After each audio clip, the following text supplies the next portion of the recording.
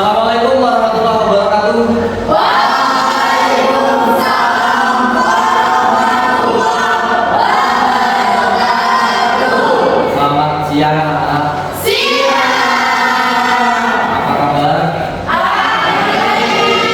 Baik. Kali ini sudah berjuang lagi. Siap, berdoa, mulai.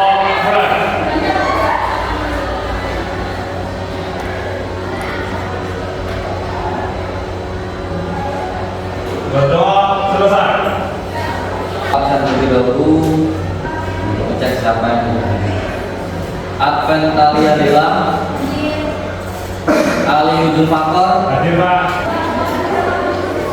Kadek Kamajaya. Pak. Oke, terima kasih. Alhamdulillah. Sebelum kita mulai pembelajaran, kita menyemangati pertemuan hari ini, kita sama-sama menyanyikan lagu nasional. Bapak minta tolong Dela, silakan pimpin kawan-kawannya menyanyikan lagu. Kita menyanyikan lagu Garuda Pancasila ya.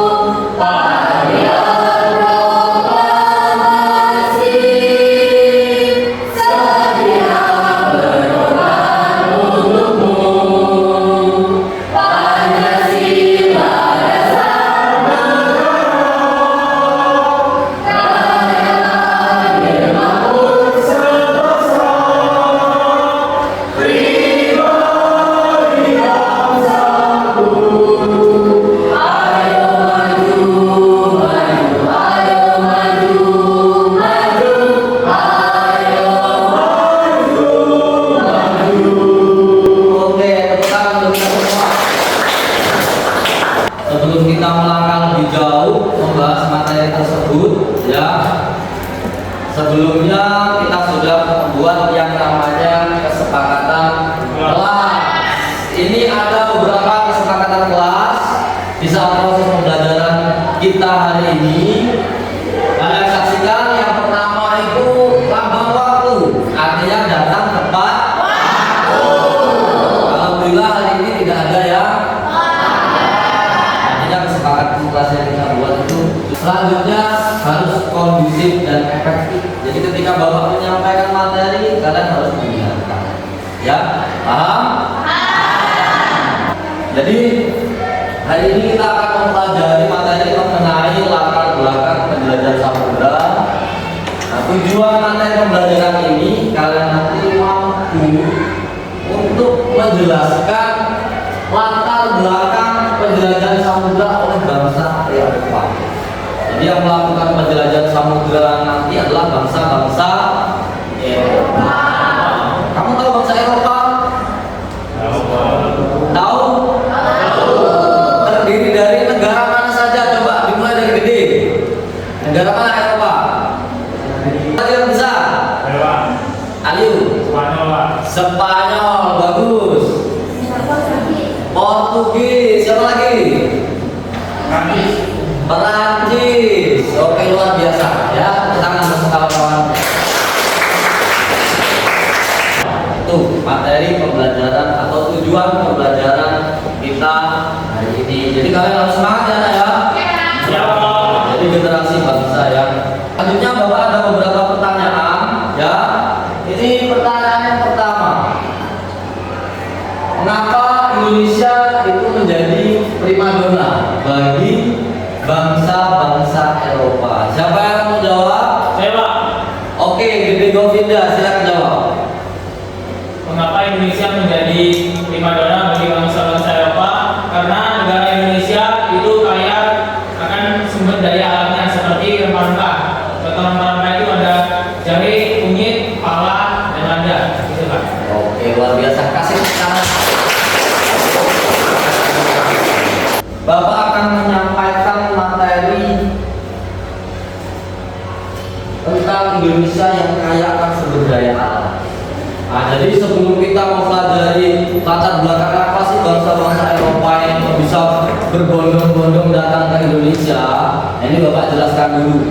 Yang pertama, ini sebenarnya alasan pokoknya nih Indonesia ini kaya sumber daya alam. Nah, kira-kira apa yang tidak bisa kita temukan di Indonesia? Ini dia yang terakhir, apa? Rempah. Taruhlah kita kesampingkan sumber daya alam yang sebelumnya. Nah, kita fokus ke sumber daya alam yang terakhir, yaitu berupa rempah. Next, kita akan menonton video, sedikit cuplikan video. Kamu saksikan. Oke. Yo guys, balik lagi di channel sejarah kesayangan kami. Kali ini kita berhasil dengan orang yang merupakan tamu utama pelayaran bangsa Eropa ke Nusantara. Yes, ya. Oke. Sudah jelas tadi? Nah, hampir 4 menit kita saksikan video tadi. Nah, kira-kira siapa yang mau menanggapi video tadi? Ya? Kira-kira ada yang mau menanggapi hasil video? Oke, silakan Sonia. Jadi dari hasil video yang sudah kita ambil tadi, rempah merupakan target utama pelayaran bangsa Eropa ke Nusantara untuk mencari rempah tersebut karena bangsa Indonesia kaya akan rempah-rempahnya.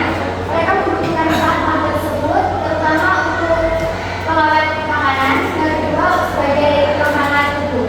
Awalnya bangsa Eropa mereka menggunakan rempah-rempah dari para pedagang Arab di kawasan laut Mediterania. Namun semenjak kota Konstantinopel jatuh ke tangan Turki Utsmani, pasokan rempah-rempah mereka mulai terputus sehingga menyebabkan mereka mencari jalur baru untuk mendapatkan rempah. Dan sampailah mereka ke Nusantara, yaitu di Pulau Maluku, dan disitulah mereka mendapatkan rempah.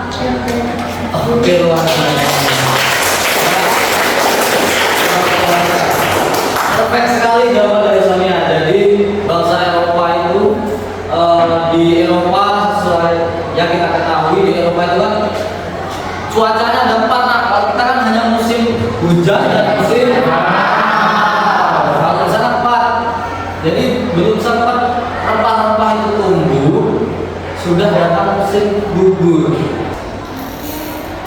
Selanjutnya, nah di sini setelah kamu menyaksikan video tadi, kamu pasti belum jelas apa sih yang melatar belakangi. Itu kan hanya cuplikan saja, sebagian saja. Nah, ini Bapak jelaskan secara penuh mengenai latar belakang penjelajahan samudera, ya. Nah, adapun beberapa latar belakang penjelajahan samudera bangsa Eropa itu, yang pertama adalah jatuhnya Konstantinopel ke tangan Turki Utsmani. Konstantinopel letaknya di mana, nah? Turki. Negara Turki. Apa yang ada di benak kalian ketika mendengar Turki? Eropa, Pak. Eropa. Selain itu, tokoh yang terkenal di sana, Mustafa Kemal Atatürk, salah satu tokoh di Turki, tokoh besar hingga jadi stadion Atatürk, ya. Nah, latar belakang yang pertama adalah jatuhnya Konstantinopel ke tangan Turki Utsmani. Jadi, ya, awalnya para pedagang Eropa, ya, maupun Asia melakukan transaksi perdagangan itu di Konstantinopel. Oke, sekarang yang kedua, semangat 3G. Apa itu semangat 3G? Yang pertama, goal, glory, goal. Goal itu bahasa Inggris, bahasa Indonesia apa? Tapi bukan cari emas mereka. Mencari kekayaan. Nah, ini supaya mereka mengetahui di mana sih yang menjadi pusat rempah-rempah itu, ya. Next, persenjataan. Persenjataan itu fungsinya untuk apa bagi mereka? Tahan melindungi diri. Tahu-tahu mereka nyampe pulau itu ada binatang buas atau ada orang-orang primitif.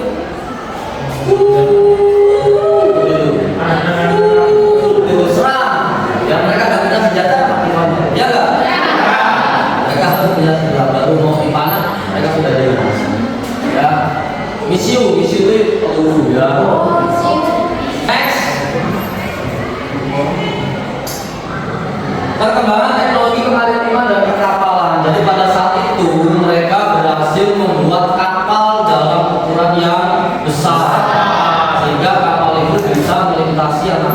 samudra. Saya siap menyeberangi samudra agar bisa mendapatkan kamu, ya enggak? Tepuk tangan Mbak. Itu latar belakang yang keempat. Terakhir, ada buku karya Marco Polo. Ini Marco Polo itu membuat buku. Jadi dalam bukunya menceritakan bahwa di negara atau di negeri Asia sana yang jauh di sana itu terdapat kekayaan alam yang luar biasa. Jadi paham anak-anak? Oke, tegang ya. Jelas tadi? Harusnya kita ice breathing terlebih dahulu, baru nanti kalian bapak bagi menjadi beberapa kelompok. Ya. Nah, silakan kalian berdiri semuanya.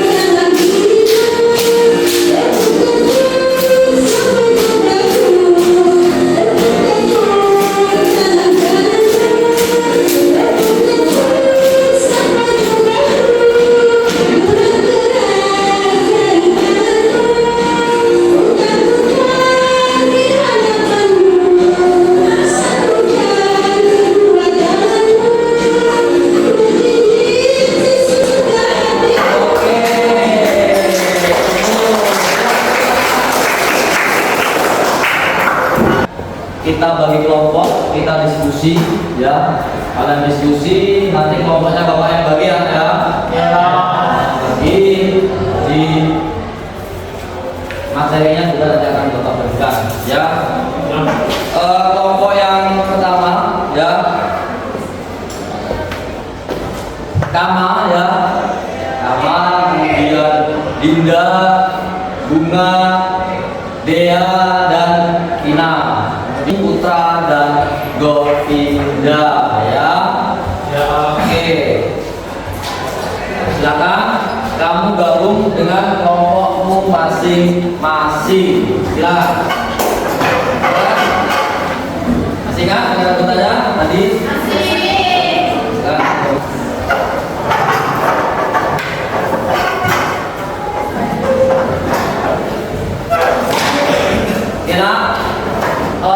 Bapak harap semua anggota kelompok itu ikut terlibat diskusi ya, dan hanya mengandalkan satu atau dua orang ya, semuanya ikut terlibat. Nanti ada yang jadi moderator, ada yang jadi mempresentasikan nanti ya. Ini bapak bagi lembar kerja, silakan kamu kerjakan ya. Silakan kerjakan ini.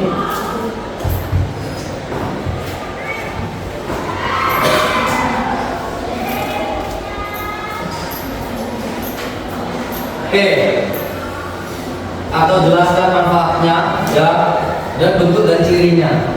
Kemudian pertanyaan berikutnya, apakah hubungan antara rempah-rempah dan latar belakang bangsa Barat Indonesia? Ada tidak hubungan antara rempah-rempah ini dengan kedatangan bangsa Eropa?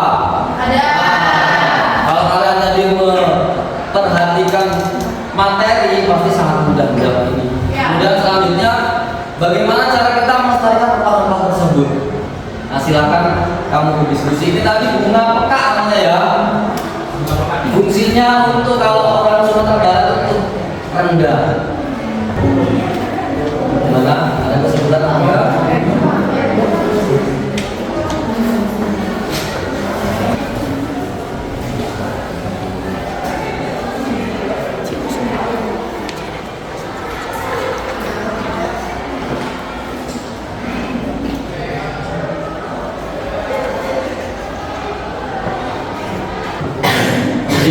yang sudah kamu lihat di gambar di video ya, gambarnya ada banyak tadi rempah-rempahnya.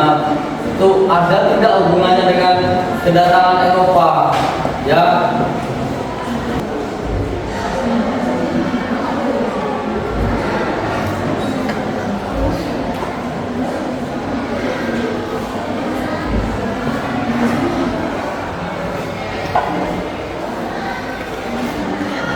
Gimana Najwa?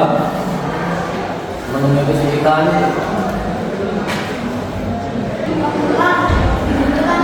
Oke. Kosongkan aja gak apa-apa. Ya, keterangannya kosongkan aja. Di bagian kolom keterangan itu kalian kosongkan saja, nggak usah diisi.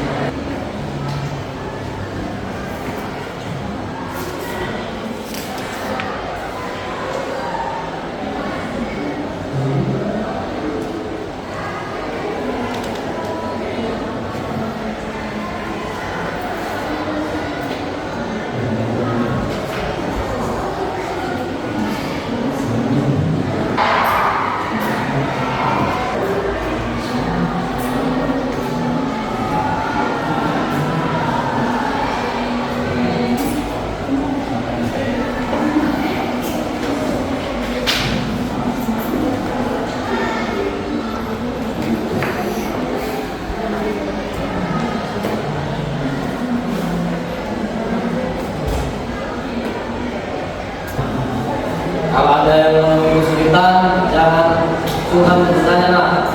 Ya, apa rasa tadi semuanya sudah disampaikan kan? Kalian hanya tinggal mengulas lagi.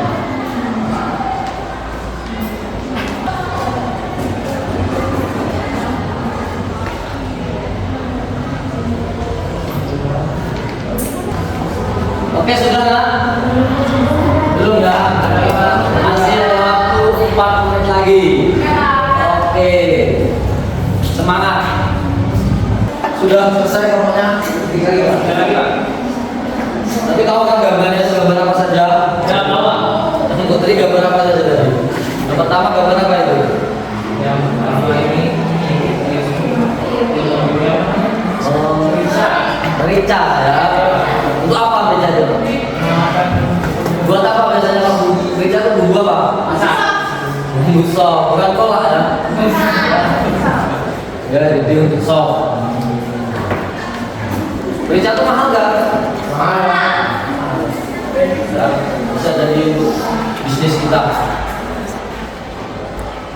Najwa, gambaran terakhir apa Najwa? Untuk apa biasanya ini?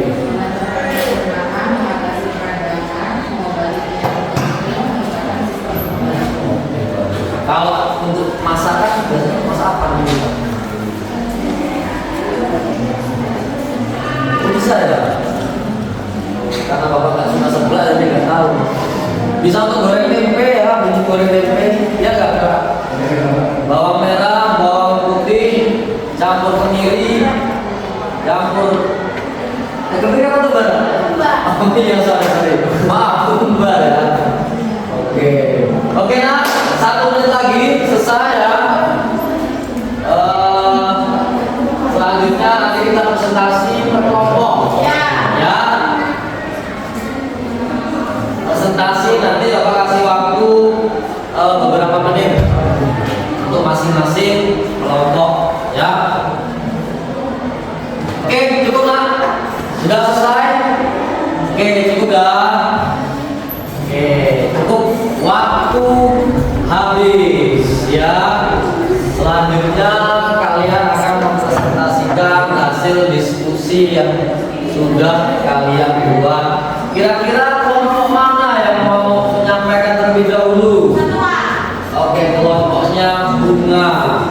Nah, untuk kelompok lain ya, kamu perhatikan ya, nanti setelah mereka menyampaikan hasil diskusi mereka, kalian menanggapinya dengan cara tertulis, bukan secara lisan. Nanti kalian tulis tanggapannya di sini nak. Kalian tulis tanggapannya di sini ya. Nanti bunga tempelkan hasil diskusimu ketika kamu sudah presentasi, tempelkan.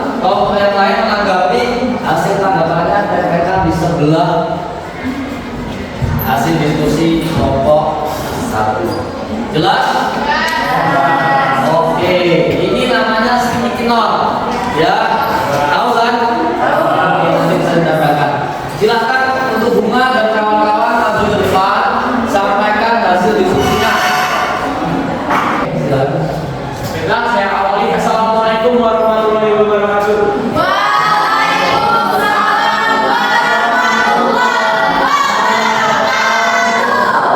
Selamat siang. Kami di sini akan memaparkan hasil diskusi kami. Namun sebelum itu kami akan memperkenalkan diri kami terlebih dulu. Nama saya adalah Teguran Utama. Saya Nadia Dina Santi. Saya Anita Dayana Prasetya. Saya Ida Sartika. Dan saya Sukmana Tadi.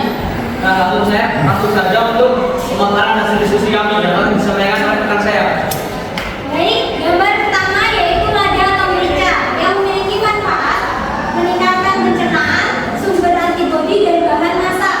Bentuknya bulat dan keterangannya dihasilkan dari buah tanaman. Yang kedua, bunga mekar. Manfaatnya sebagai penyedap makanan dan mengatasi flu batuk. Bentuknya seperti bintang. Keterangannya jenis rempah dari bunga. Yang gambar ketiga yaitu cengkeh. Memiliki manfaat untuk membantu meredakan batuk, membantu atasi mual. Bentuknya bulat lembut memanjang. Keterangannya jenis tangkai bunga kering. Yang terakhir kemiri memiliki manfaat yang pertama menyuburkan rambut dan yang kedua menurunkan resiko penyakit jantung. Bentuknya bulat dan keterangannya jenis bumbu yang berasal dari kucing. Selanjutnya, apakah hubungan antara rempah-rempah dan latar belakang bangsa Barat Indonesia? Rempah-rempah terkait dengan kolonialisme karena Indonesia kaya akan rempah-rempah yang menjadi magnet yang menarik orang Eropa dan menguasai Indonesia. Yang kedua, bagaimana cara kita melestarikan rempah-rempah tersebut? Dengan cara melindungi hutan dan lahan tempat tumbuhnya rempah asli Indonesia, mendorong petani untuk menerapkan metode pertanian yang ramah lingkungan dan menanam sendiri. Oke, kasih tepuk tangan untuk Bunga. Luar biasa pemaparannya. Nah, mereka tadi sudah menyampaikan ya gambar-gambar tadi, pesan-pesan tadi fungsinya apa? Ada kemiri. Kemiri tadi fungsinya untuk menumbuhkan rambut ya. Jadi kalau kalian ada sudah botak bisa nanti pakai kemiri. Kamu tumbuh, kamu baluri kemiri itu 5 kilo misalnya di alat ya. Supaya rambut luar biasa. Untuk kelompok 2 silakan tutup tegak ya. Nanti kelompok lain silakan menambah. Sekian penyampaian presentasi dari kami. Saya akhiri. Wassalamualaikum warahmatullahi wabarakatuh.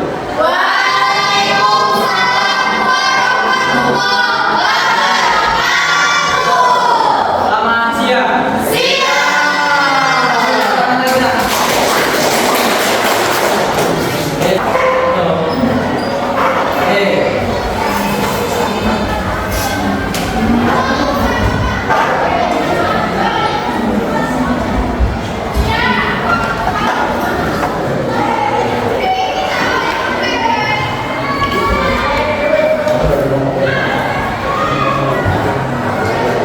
Tanggapan dari kelompok 1, 2, kelompok 1, 3, dan 4.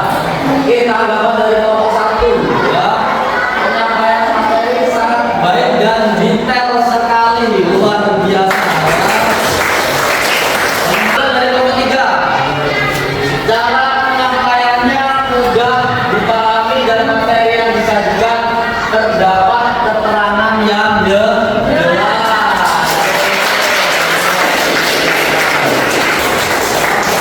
Jadi memang rempah-rempah itu sangat bermanfaat.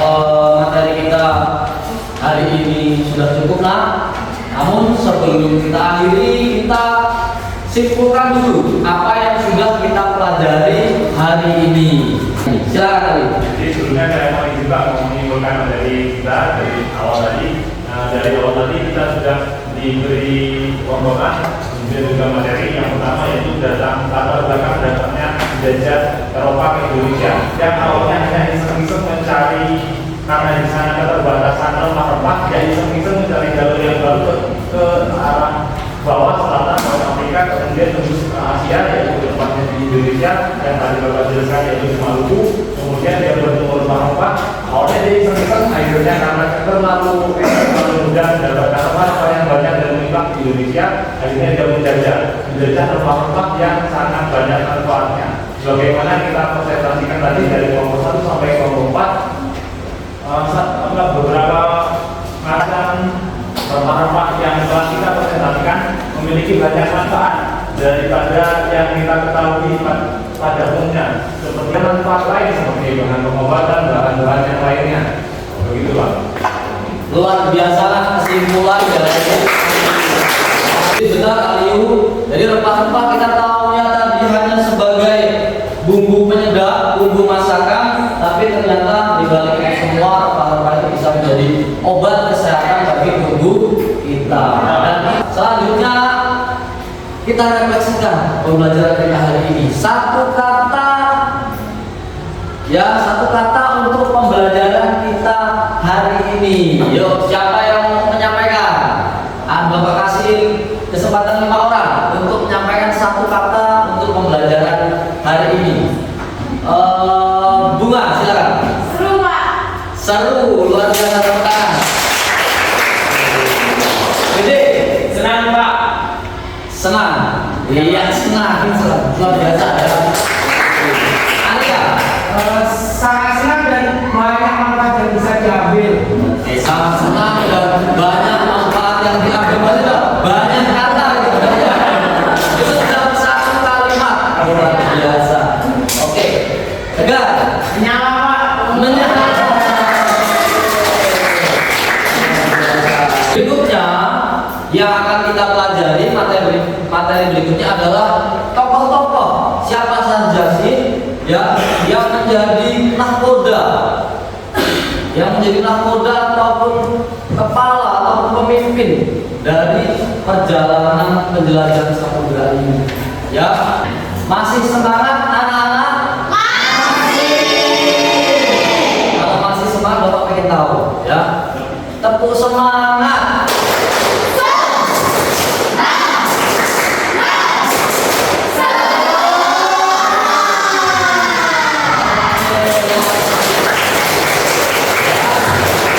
Aliu, ya silakan pimpin doa. Ya. Ya, berdoa, mulai.